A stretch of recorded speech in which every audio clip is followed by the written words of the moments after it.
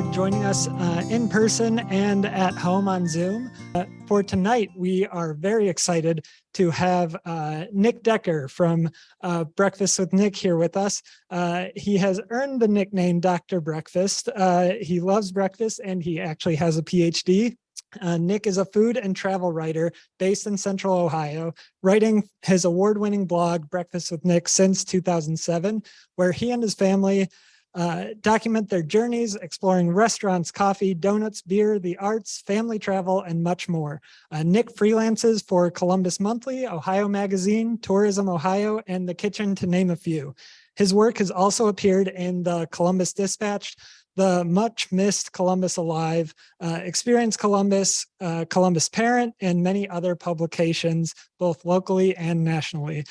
Nick looks for four main things while traveling: food, park, drink, and art. And we are very excited to have him here at the Bexley Public Library tonight to share some of his favorite places to visit around the Buckeye State. Thank you again for joining. Thank you. Thanks, everyone. I appreciate you coming out and spending a Tuesday night with us, and thanks to Zach and the Bexley Library for having me. Zach shared some of the cliff notes of what you need to know about me. So I have been writing my site called Breakfast with Nick since 2007. Actually, just celebrated its 15th anniversary this past Saturday, June 4. I'm not formally trained as a food critic or anything like that. I'm just overly educated, and I like food and I like to write. And those things came together, and it started out as a hobby. All those years ago, we were still relatively new to Columbus. We had lived in Columbus about 5 years at that point. And we really loved discovering all the cool neighborhood diners, the old donut shops, and just all those little hidden gems. And me, just kind of naturally as the person who likes to write, I said, I need to start documenting these things. And this, to show you how long I've been doing this predates social media. So it was before Facebook and Twitter and Instagram and YouTube. Any of those things were around to document these things. So I started it on a good old-fashioned blog on Blogspot. And I've been very fortunate to have had that grow over the years and to get to write for a lot of wonderful folks. So I do a bunch of things. So in addition to my food and travel writing, that's just part of what I do.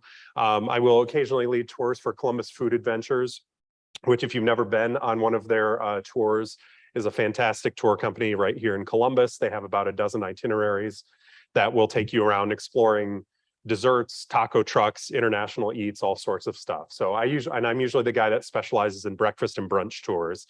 I haven't done them quite as much, with that whole pandemic thing. We had to take a break on a bunch of our programs because, during a pandemic, you can't really get 14 strangers into a van together and drive them around. So, and then I'm also an arts administrator. My formal background is in the arts, and I work on the marketing team at the Greater Columbus Arts Council. So I would get in trouble if I didn't plug the fact that we have the Columbus Arts Festival this weekend. So I highly encourage you to go. The weather is looking great. You will see me running around looking probably marginally panicked as I try to capture everything for social media. So it's a really exciting weekend, and there's loads of good stuff going on. So I do actually have a PhD. I went to graduate school at Ohio State, and I taught theater history and dramatic literature. And I lectured in the Department of Theater for a number of years. And I taught the intro level course. So I would get students from all over the university, which was great. I would have arts and humanities students, I would have engineering, I would have nursing, you kind of name it, and I had them. And I taught those huge lectures. So if any of you went to Ohio State, you remember Hitchcock 101, those big lecture halls. And it was I started teaching around the time that I started the blog. And as a joke, I would greet my lectures, and at their height, we had about 500-600 students at once that I would lecture to them.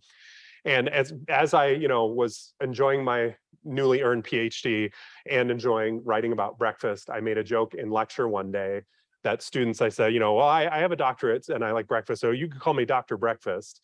And then that day I had students addressing me as that over email. And then it became a thing on my lectures. Each morning I would greet the class and I would say, "Good morning, class."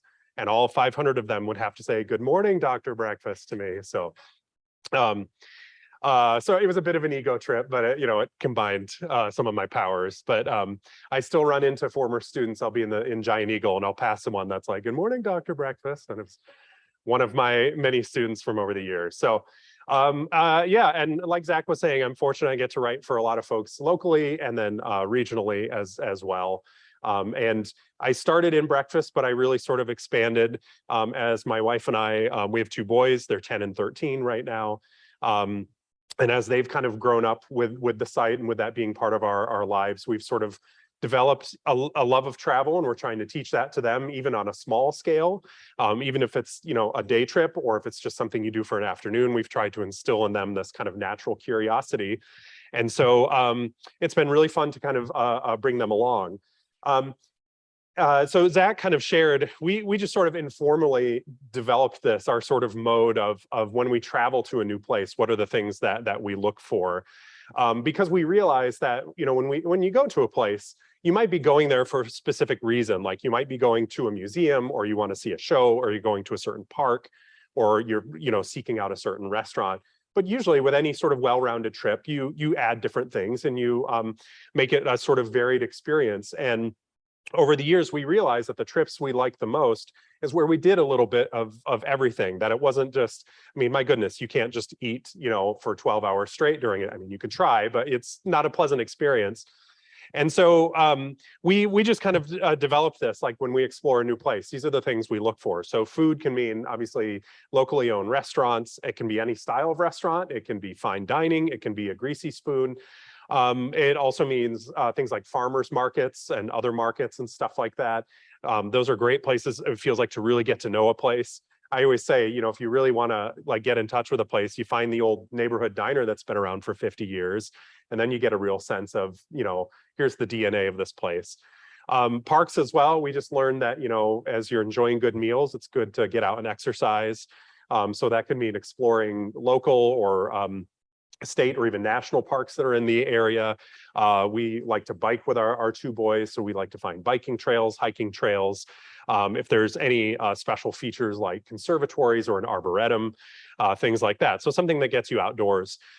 Drink, and that can mean adult beverages, but it can also mean exploring good coffee. I love good coffee. And in addition to finding like a good neighborhood diner, that's usually one of the first things I look for is, where can we get coffee here? So that can mean a variety of things. And then art as well. Me with my background in the arts and still working in it. And that's something that we've wanted to instill in our boys, is a love of the arts. And so we always look for, it could be public art, it could be museums and galleries, it could be seeing a theater or dance piece, it could mean local film, it could mean any of those things.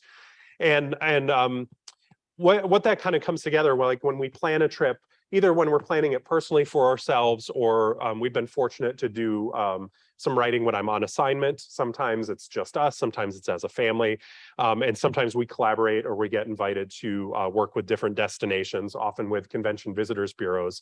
And we'll put together an itinerary that covers all of those things.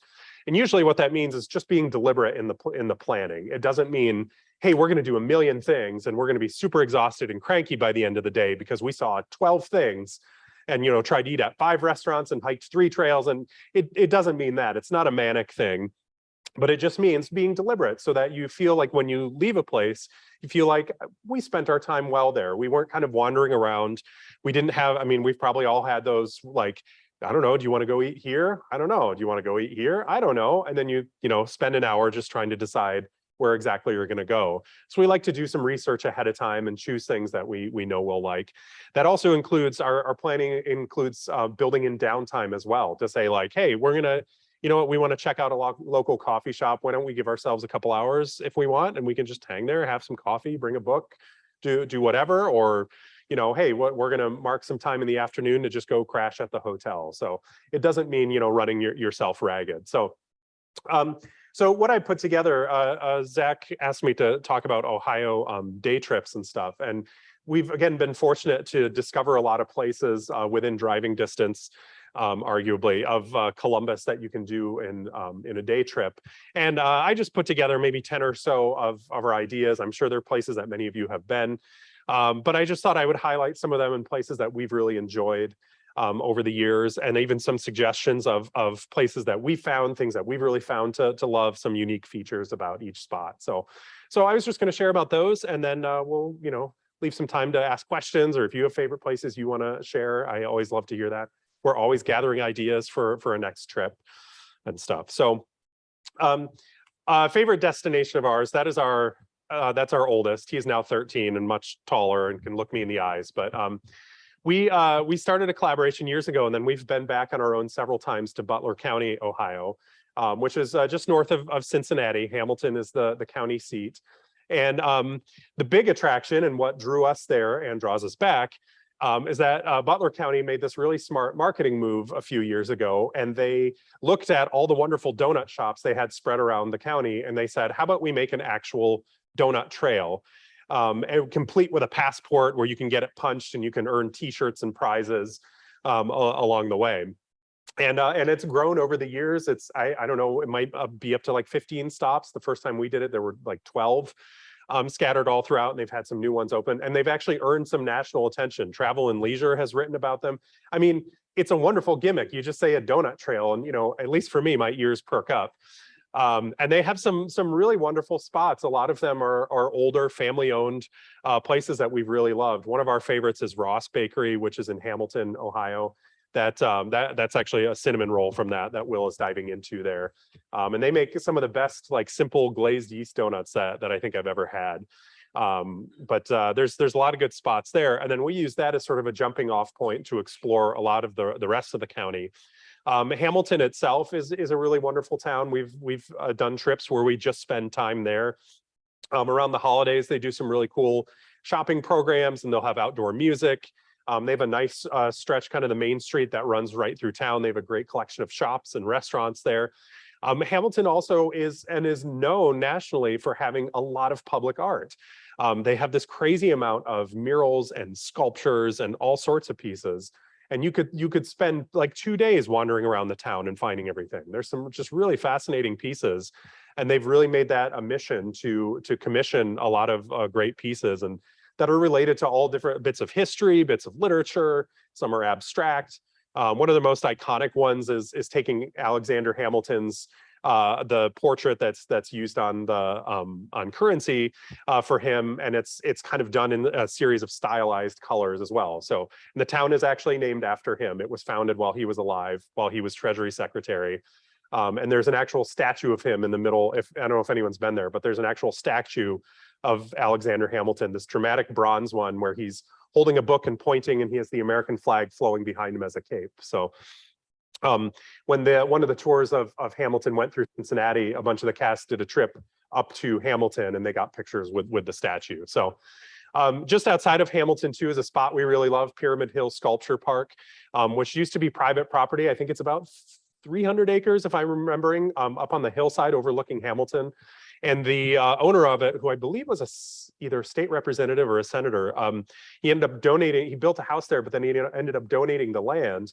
And now it's a nonprofit that has a museum in the center. And then they have, at any given time, 60 or 70 pieces of sculpture all throughout the park. And you go in there and you rent a golf cart, and you can kind of take that and zip up and down the hills and get off and look at the different sculptures and stuff.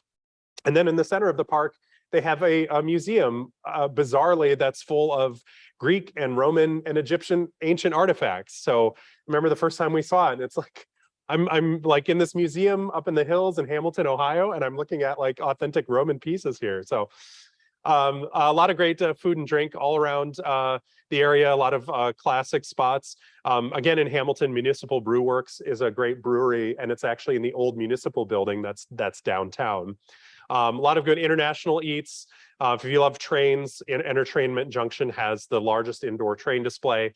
And then if you've never been to Jungle Jim's International Market, which is there's one in Fairfield and one east of Cincinnati. You could make a trip and just spend the day at Jungle Jim's. It's just this massive complex of all sorts of food.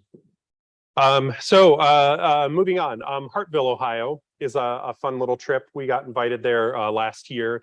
It's a small town, but they have this huge complex that's called the Experience Hartville Complex. And it's the collection of the top three things there. The Hartville Kitchen is this giant restaurant, similar to like Der Dutchman, if anyone knows that, like that sort of dining. Lots of great comfort foods. That's our meal at our Hartville kitchen. And then they have a number of shops too. The Hartville Marketplace and Flea Market is this massive two-level indoor marketplace with all sorts of antique dealers. They have a small food court in there. And then they have a flea market that at its height and some of the busiest parts of the season will have like 1,000 vendors outside. So you could just spend hours and hours wandering through. And it's, again, antiques, books, toys, all sorts of stuff. And then also on the campus is Hartville Hardware, which if you like hardware stores, this is a great place to go wander around. It's the largest independently owned hardware store in the nation. It's been family run for, I think they're celebrating 70 years right now. So, and all three of those are sort of grouped together, and they do make sort of a big experience. A lot of people will go and, you know, have lunch at the market or at the kitchen, and then go around the marketplace, you know, go shop at the hardware store as well. But Hartville itself has a number of interesting local galleries. There's one that's in the old train station downtown. We had a lovely breakfast at a place called the Front Porch Cafe. So that's another really fun trip. Cincinnati is a bigger city. I know for a lot of people, big cities, it can feel like sort of a stretch to do a day trip, but we've done some day trips and really enjoyed it as a family. That's our two boys. We took a trip there this past December. One of the great things is if you stick around downtown and the Over the Rhine Historic District is you can park your car and then ride the streetcar, which the city of Cincinnati made free during the pandemic. They just set it at zero or at a free fare. Which is great. So that can take you to all sorts of shops. We just love the historic district. It's one of the largest and best preserved historic districts in the country, and is experiencing this wonderful revitalization. The Findlay Market is sort of a classic Ohio market, a lot of great things there. And then kind of dotted all throughout are a lot of wonderful restaurants, breweries, cocktail bars. One of my favorite places in Ohio is Rhinegeist Brewery, which is in an old warehouse on the northern end of Over the Rhine. And you can go upstairs and it's just this huge, huge space. That's part production space, part tap room. Cincinnati has a wealth of wonderful museums. Our boys especially love going to the Cincinnati Museum Center, which is in the old Union Station, which is still actively used as an Amtrak station and as a freight line, but they have a number of wonderful exhibits. We've seen over the years, we saw the Apollo 11 capsule they had there on tour. We've seen Star Wars costumes. We've seen Egyptian artifacts on tour there. And then there's a company called American Legacy Tours that leads tours all around northern Kentucky and then Cincinnati. And one of their classics is called the Queen City Underground that takes you on a tour in Over the Rhine. I did this several years ago with my brothers. And it includes, actually, they take you underground in some of the buildings and you can see the old lagering tunnels that were in the old brewery spaces with these vaulted brick ceilings that are still preserved, sometimes 2 levels down underground. And then Cincinnati is a wonderful coffee city. I'm going to give a special plug for a spot that I really like that's called Mom and M Coffee. It's a family-owned place. It's 2 brothers, and they did indeed name it after their mom, and she works there. And they have one in Fort Washington, and then they just opened today. I think it was yesterday, they just opened a second location in Madisonville. And they have a nod. They've been repeatedly called out on Food and Wine's list amongst the list of best coffee shops in the country. One of my favorite writers has named it the best coffee shop in Ohio. He picked that. And we've only been once. It was wonderful coffee. We didn't get to meet Mom though. She wasn't working that day. So we need to go back. Hocking Hills is a wonderful destination. I know a lot of people are very familiar with it. A lot of iconic parks there. It's one of those places where you hike around and you're kind of, dumbfounded that you're still in Ohio with all these waterfalls and rocky features and stuff. There's a lot of iconic ones. If you've never ridden it, the Hocking Valley Scenic Railway leaves out of Nelsonville and takes you on these short scenic rides. They have a number of sort of regular routes that will go. And then once in a while, this is the one that we've done, is they bring out actual working steam engines. And you can ride on that. It is a steam engine complete with smoke and cinders falling on you and stuff. So you get the true experience of what many people experienced long ago. But we recommend too, and we did this on a day trip where we rode the train kind of in the morning and then the afternoon. And then the relatively new John Glenn Astronomy Park is just outside of Old Man's Cave. And they do all these wonderful programs And they do a great job. They'll kind of update on Facebook and on social media, you know, how's the weather looking? But it's this wonderful plaza, this open plaza, and they have permanently some very high-powered telescopes. And I don't know if it's an official dark sky park, but it's pretty close. So they have some really great viewing. And then they get a number of amateur astronomers who show up with like $2,000 telescopes. And I remember we took our boys there, and our youngest was really into space, and him just exclaiming that he's looking at Saturn and seeing the rings with his own eyes is really fun. And if you want to turn into more of a day trip, we've had a number of lovely stays at the Inn and Spa at Cedar Falls. They have a great restaurant too that you can dine at even if you're not staying there. Dayton, another popular destination. We've made a number of day trips there. The Air Force Museum is a popular stop, completely free. 4 hangars just loaded with all sorts of aircraft, going from some of the Wright brothers equipment all the way to modern rockets and everything. They have a whole presidential section that includes some retired Air Force One jets and everything. And built around that is the Aviation Heritage Trail, which combines a lot of the Wright brothers sites, including one of their shops, the site where their house stood, and I think it's called Eden Prairie, which is where they actually flew their plane. It was one of the fields they used. A lot of wonderful places for drinks in Dayton as well, including some upscale places that have earned some kind of regional and national attention as well. We had a great experience. There's a newer distillery called the Bell of Dayton, and it's on Van Buren Street, and they opened a cocktail bar called the Van Buren Room, named after President Martin Van Buren's daughter-in-law, who, because he was a widower, she was the kind of de facto first lady of the White House. So she was the one who welcomed and hosted everyone. So they have a portrait of her there. Bell Fountain has made for some really wonderful trips. I think it's a really unique city in that it is serving as an example to a lot of other small towns in terms of how to revitalize their downtown. They've had a lot of private investment over the years. There's a company that was formed to buy up empty properties and try to renovate them and turn them around into businesses. And as a result, they're really flourishing with a lot of unique restaurants and shops and events going on, such that the company that founded it is actually being hired out by other small towns to talk about, and not just in Ohio, like all over the Midwest, to talk about like how do we revitalize our downtowns that have suffered, especially when you have a lot of historic properties and storefronts and things like that. So lots of good shopping, a lot of interesting restaurants and coffee there. They have some good connections to bike trails. The Simon Kenton Trail ends at the northern terminus is in Bell Fountain, and you can ride that all the way down to Springfield if you wanted. And then I always love these fun little curiosities, and Bell Fountain has 2 of them. I'm sure some of you know, if you grew up in the area, that Court Street there is the first paved street in America. So 1893, a guy named George Bartholomew came up with a process to actually pour concrete on streets, so it wouldn't just be dirt or gravel. And that's the statue there on Court Street, and you can actually see some of his original pavement that's there. And he stamped a grid into it so horses' hoofs wouldn't slip on it, so that there would be something to grip on. And then just outside of Bell Fountain, I think it's called Campbell Hill, it's the highest point of elevation in Ohio. I mean, it's like off the highway and surrounded by a bunch of other kind of weird installations and stuff. And you drive up, and yeah, there's a little spot you can stand. There's a certificate you can fill out yourself that says, I stood on the highest point of elevation. And you better believe I filled out that certificate, and I still have it. So I've stood at the highest point of Ohio, I can say that. Speaking of Springfield, we've had some really lovely trips there. Springfield is another city that has a great historic center and has been very busy sort of reinventing and revitalizing itself. A lot of organizations have been putting on some great events. Their farmers market is terrific.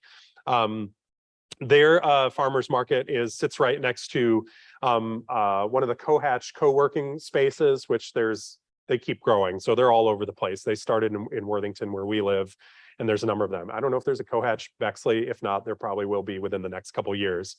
But they renovated an old market building, and the farmers market is outside, but then inside, the upper floors are co-working spaces, but then downstairs is like a market hall. So there's a bakery, there's a couple restaurants, there's a North High Brewing, which is in Columbus. They opened a tap room there as well. So that makes for a really fun experience. Springfield, even right from downtown Springfield, connects to a lot of the bike trails if you like to bike or hike, including the Simon Kenton Trail. So you could bike all the way up to Bell Fountain.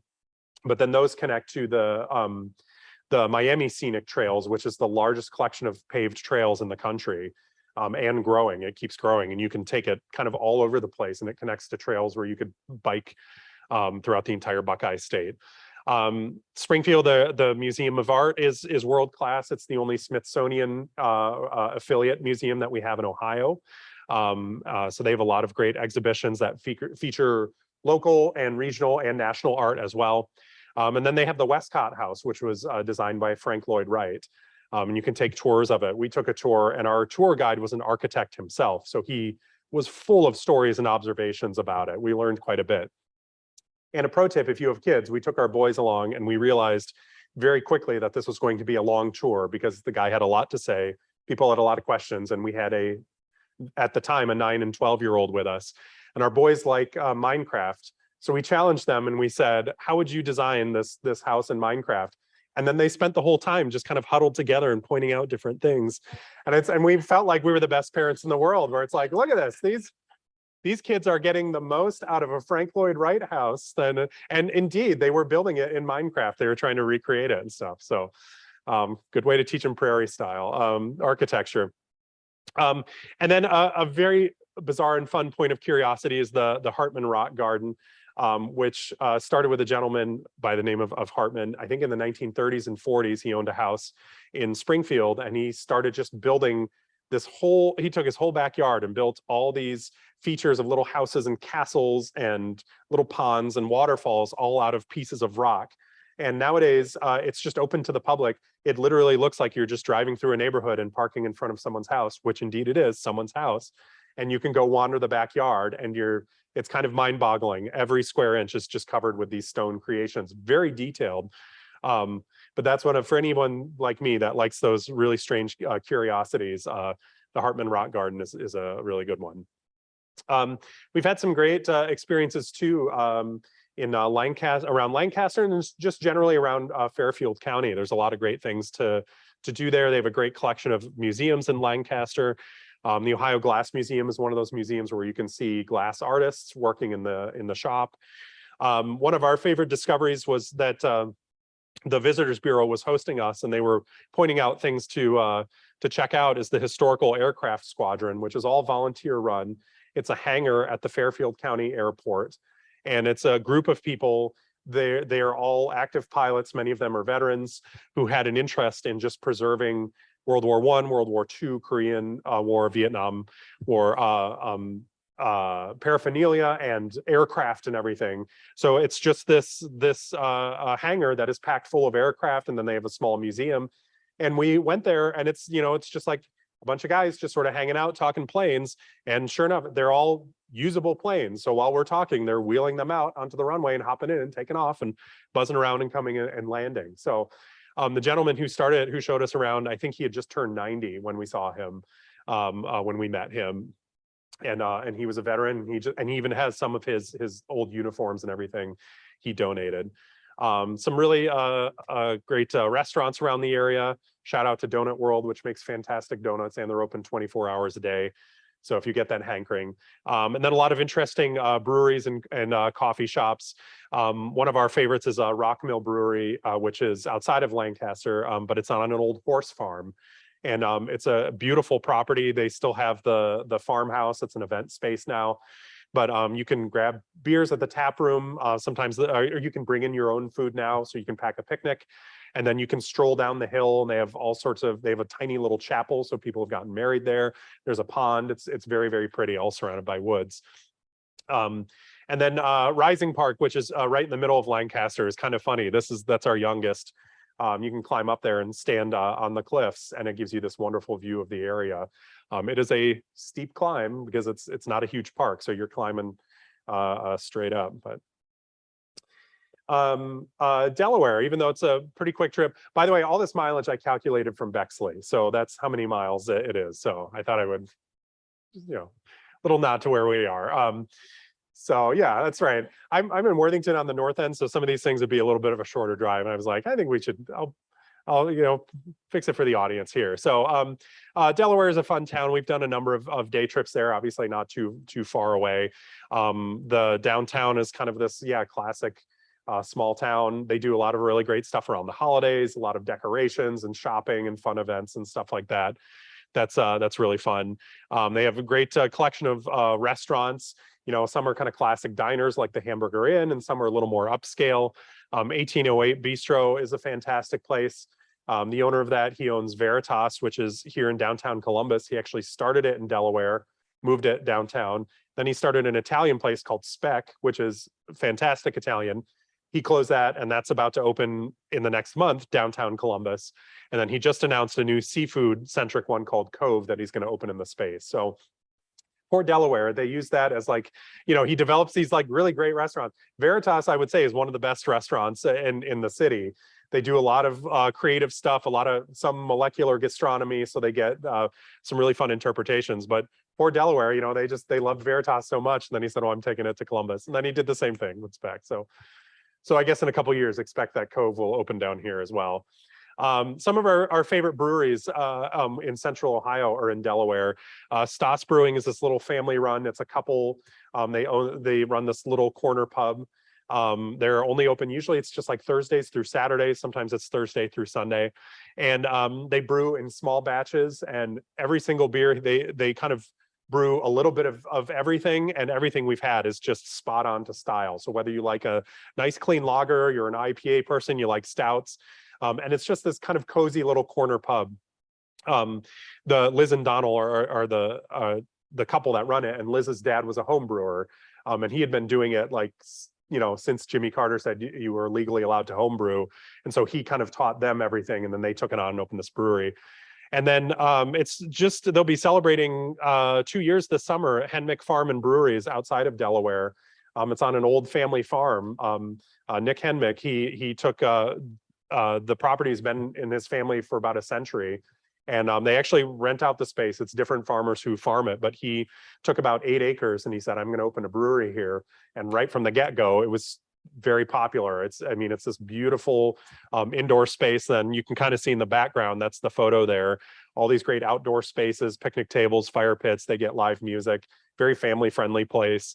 So that's a really fun spot. And then a lot of great parks around Delaware as well. Licking County, there's a number of great towns there. I know, you could do just a day trip to Granville, go to the farmers market, see all the shops there. It's just such a kind of a wonderful town. There's some really great restaurants that especially right around Granville. Anyone that knows Ray Ray's, which is the barbecue place, they have a number of trucks around Columbus. Just within the past couple years, they opened right off the highway in Granville, so it makes it kind of an easier drive for those of us coming from Columbus area.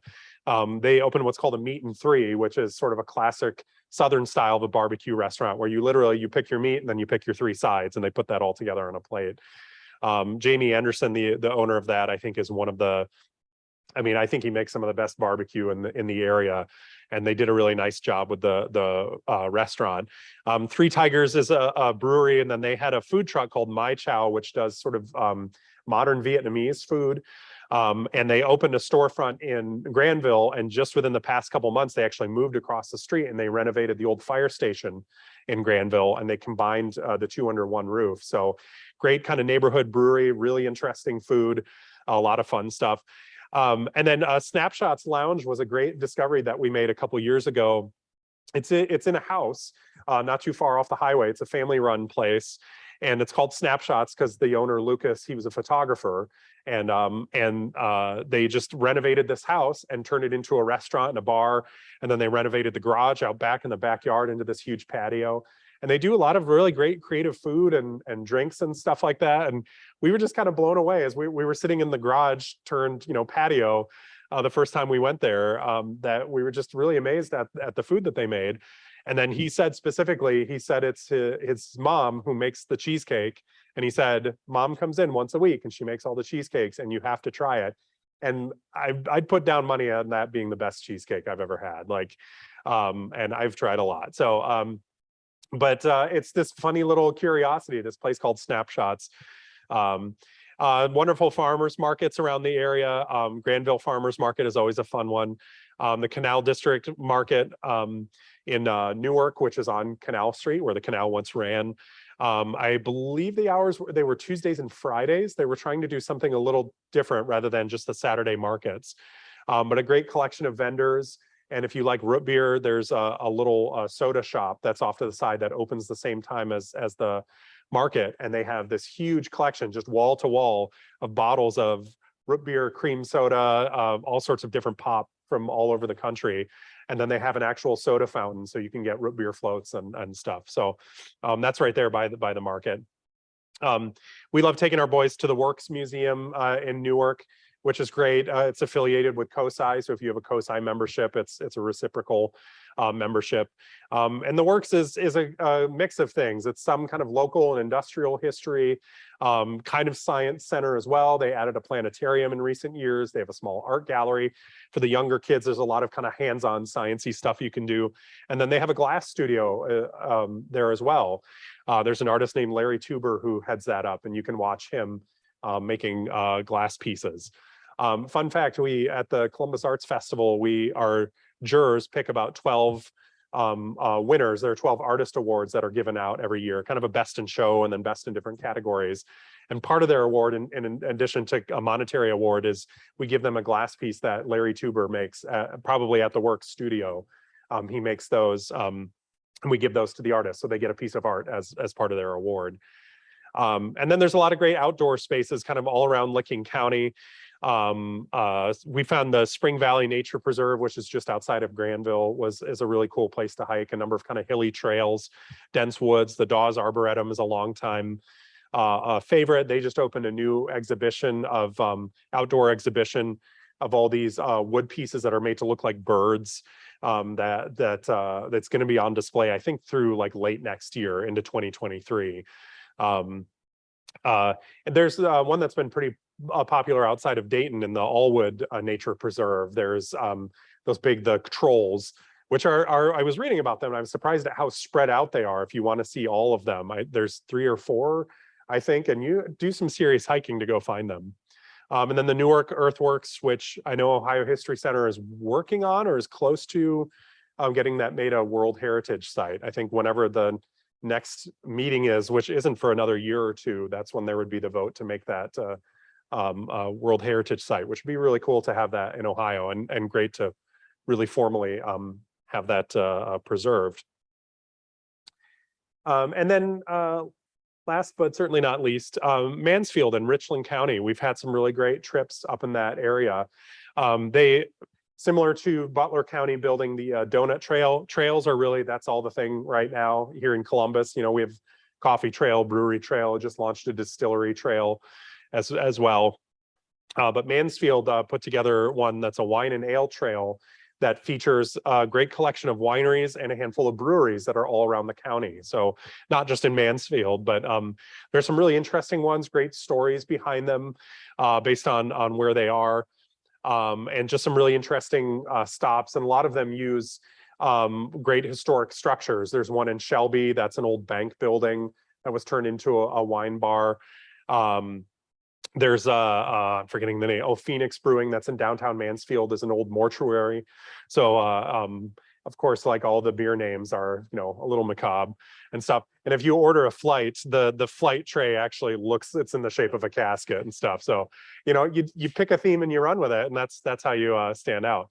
One of the stops on the trail, and I think this is really fascinating and was still one of the highlights for us, is it's the site, and I'm totally blanking on the name of it right now. You'll have to look it up for me, sorry. Is the site of Ohio's only cask-only brewery. Yes, Laxton Hollow, thank you. I knew Hollow was in there, yeah. I didn't want to just make up a name.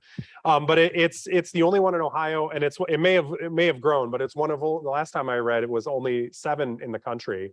And what they do is they make cask beer, which was traditionally, especially you think, and especially in Europe, that's and it's still done there. But you brew the beer and it's added in the cask, and you serve it directly from that. So it's not carbonated, it's not pumped through a tap. This is where you see those tall tap handles, and they're actively pumping it. it's because they have to physically pump the liquid out. It's not pressurized. And so it's the only brewery in Ohio that does that, which they make these great sort of English style ales, and it's decorated like this classic English pub. So if you've ever spent any time in the UK and you're hankering to go find a good pub, Laxton Hollow is a really cool spot. Great collection of towns all throughout Mansfield. And I was actually just doing some writing about the bike trail that runs through them. It's this great paved trail, and it stops through a number of different towns.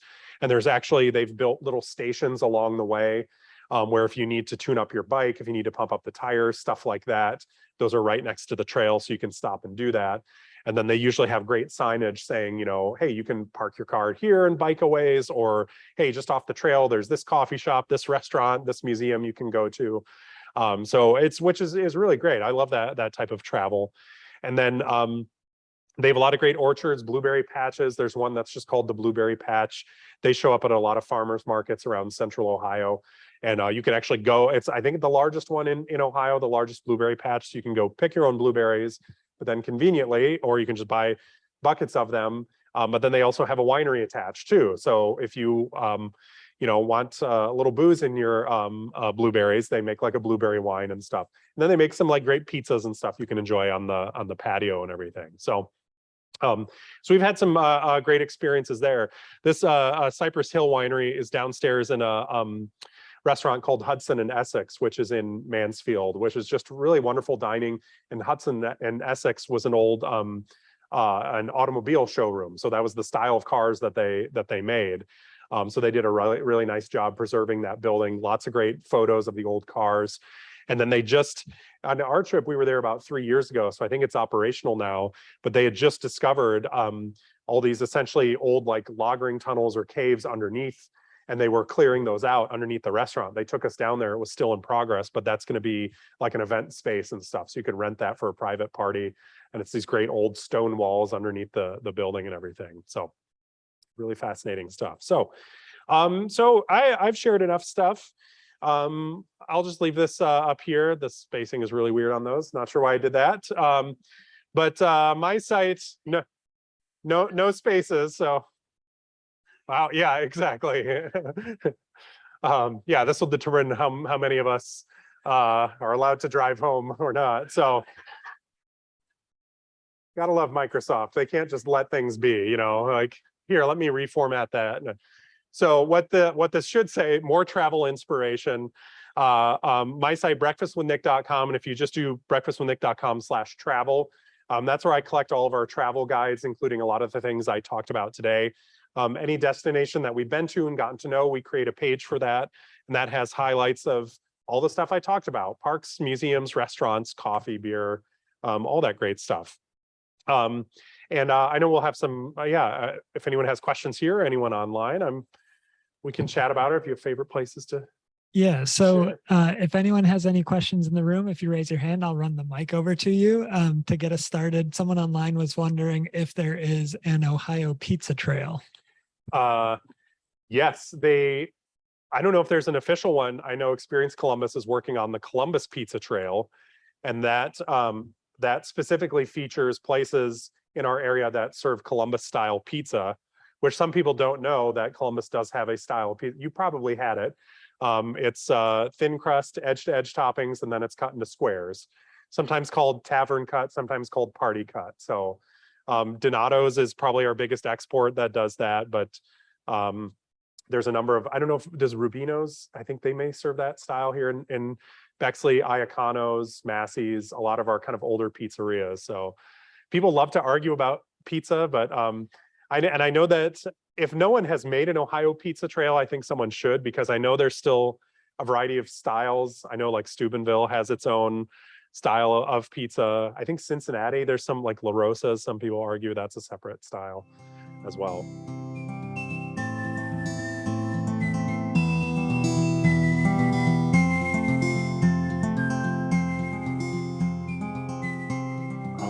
Oh man. That is always I never love to pick favorites. So I usually say we have like a top 5 places, and it's always rotating. Places that we go back to a lot. One of my favorite, I love the Starliner Diner in Hilliard. I know that's an old Like that's an old standby. Their chilaquiles with chorizo is probably one of my favorite breakfasts in Columbus. We've never had anything bad at Fox in the Snow Cafe. We keep texting the owners to open one in Worthington as well. So they just announced they're going to add one in Dublin, so a little closer, but we're still like, we want to be able to walk to it. So their egg sandwich has no right to be that good. I love a little spot in the brewery district called Kolache Republic. Those guys have always been favorites of mine. They make these Czech style pastries. I know there's different Eastern European styles. There's like Polish, Hungarian, Czech styles. The Czech style is just kind of this like fluffy dough. And then they put fruits or sweet cream cheese, stuff like that in the middle. But then they take the same dough and they wrap it into sandwiches. And they make breakfast sandwiches that are really, really good. They also do a Thanksgiving one that's only the weekend before Thanksgiving. And they literally, it's like turkey and stuffing and mashed potatoes in the kolache. And then they serve it with gravy on the side. And they make it all in house. They roast the turkey, they bake the bread. It's crazy. That's not a breakfast thing. So those have been some of our favorites. We always go for those, but there's a lot of great spots all around. I mean, I'd have to say, you know, donuts I'm a big fan of the folks at Buckeye Donuts, the campus one. They've been one of my regular stops on my breakfast tours when we would go there, and they were always the greatest hit because we would actually go in the back. And once you get to know kind of the motley crew that works back there 24/7 making donuts, including all the like 80-year-old Greek guys who pretend like they don't speak English. But they you know, are back there still making the donuts by hand. They usually will like fry and glaze donuts to show us that. And again, it's a motley crew. We've seen, you know, the owner likes to pick on some of the guys. Someone brandished a knife once during a tour. So it was in jest, but you know, it's also like, but how serious? So also with donuts, the DK Diner over in Grandview, their sour cream old fashioned is probably my favorite donut in Columbus. That's a really good one. So I say I don't play favorites, but then I'll tell you my favorites. So yeah, we're very equal opportunity when it comes to breakfast in our household. Well, Nick, thank you so much. Yeah, thank you. You've definitely made us hungry tonight. And good. That's the goal usually. For trips. We really appreciate it. Thank you. Yeah, thanks for coming out. Really appreciate it. Thank you.